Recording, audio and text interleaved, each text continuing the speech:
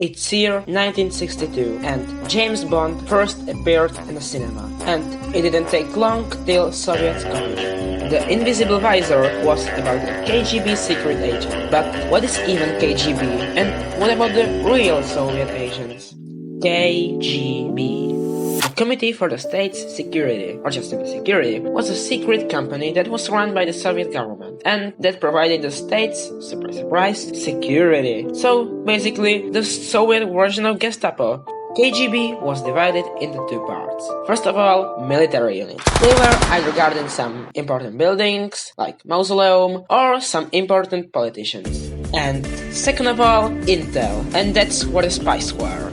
And they did everything from providing counterintelligence, to killing politically unpleasant people, to even killing in their own lines, and of course, spying on other countries. How to become a spy?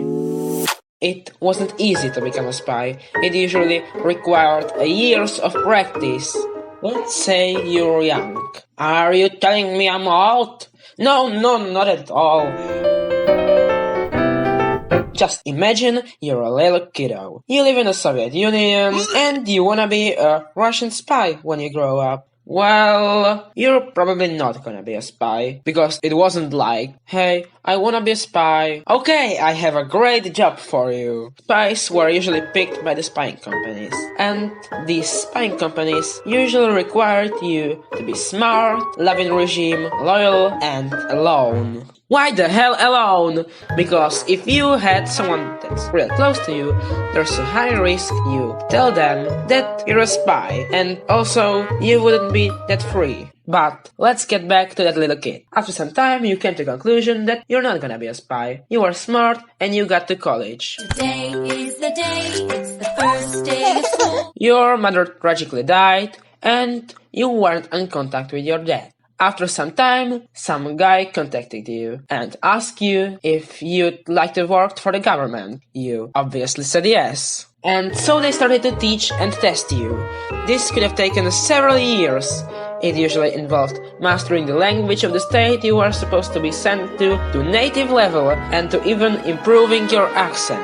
You might also had some buddies who trained you, and they also teach you some espionage techniques. For example, your buddy picked some random house and you had to learn everything about the family living in that house. One of the tests also involved being sent to the enemy's territory, like to the West Berlin, to find out whether you can even stomach the work on the enemy's soil. And some people actually failed this test. I guess it's like if someone's constantly telling you that someone is bad, you're probably not gonna feel very comfortable around that person. If you passed all of the tests, you would be finally sent to that country that you were picked on.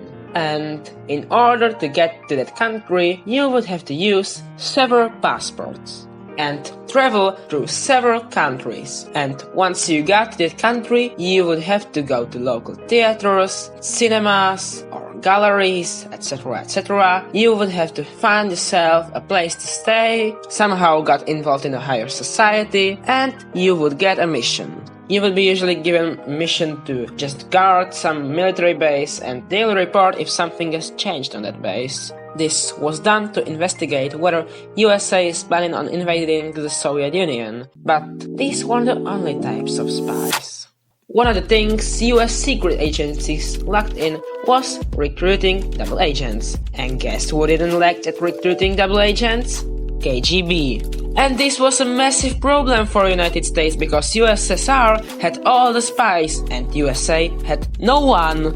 For example, this one FBI agent, Robert Hansel, was supplying USSR with documents about American weapon development, American counterintelligence programs that involved even list of American double agents on USSR soil, making the US lose even the little they had.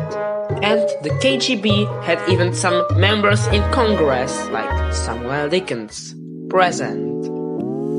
After the fall of Berlin Wall and the breakup of USSR, the KGB broke apart into two agencies, FSB and SVR, and all of the spies that worked for KGB suddenly started working for FSB. Some got caught, like Hansen in 2001, but some are still among us. Okay, and that's all I wanted to say. Thanks for watching, like, subscribe, and feel free to ask for anything in the comments.